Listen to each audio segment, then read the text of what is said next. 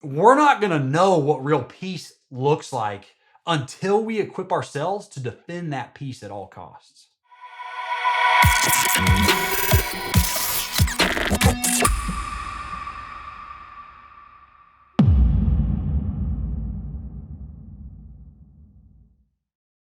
One thing I love about the United States is the US seal. If you look at a dollar bill, especially some of the older versions, some of the newer ones don't have it or you have to look for it.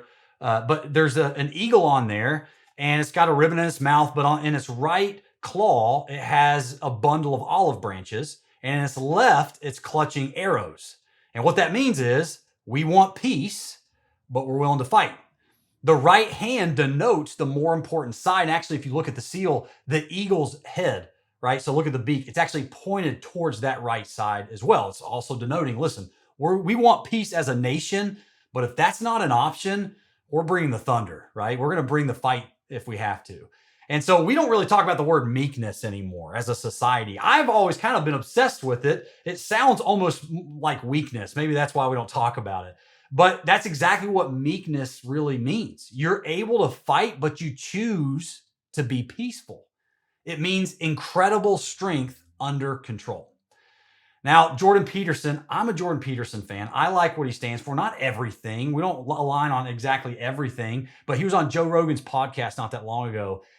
And I loved this quote by him. He said, "You should be a monster. Everyone says you should be harmless, virtuous, that you should sheath your competitive instinct, that you shouldn't try to win, that you don't want to be too aggressive or too assertive, that you want to take a back seat and all of that stuff." He says, no, that's wrong. You should be a monster, an absolute monster. And then you should learn how to control it.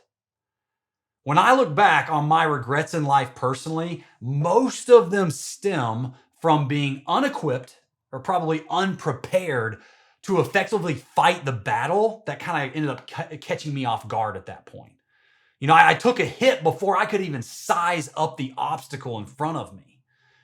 Being willing, I really believe that to being willing to equip ourselves with the tools and the mindset, but really the work ethic to go and defeat our giants on the battlefield, that requires us to stop apologizing, though, for our desire to fight, right? I mean, we've got to get to the point where we have to sharpen our sword for when the fight shows up at our doorstep. We're not going to know what real peace looks like until we equip ourselves to defend that peace at all costs. So real life then, you know, what's it really look like to want peace but be willing to fight? I see it as composed intensity. You know, I had a soccer coach that meant the world to me, and he was the first one that seemed to pull this stuff out of me because I was always intense. I was always in the principal's office when it came to middle school and such. It was just because I was always doing things not the way I wanted to do them without respect to what the authorities were saying, but to me, I knew that we could always do it better, do it differently. And he was the first one to begin to harness that. But he told me, he said, "Bryce, you're intense. I need you to understand what composed intensity really looks like." Well, here are my 3 quick tips. You ready? If we're either the loudest in the room or the quietest in the room, we're doing it wrong. Number 2, study something every day that makes us deal with other people better and more effectively.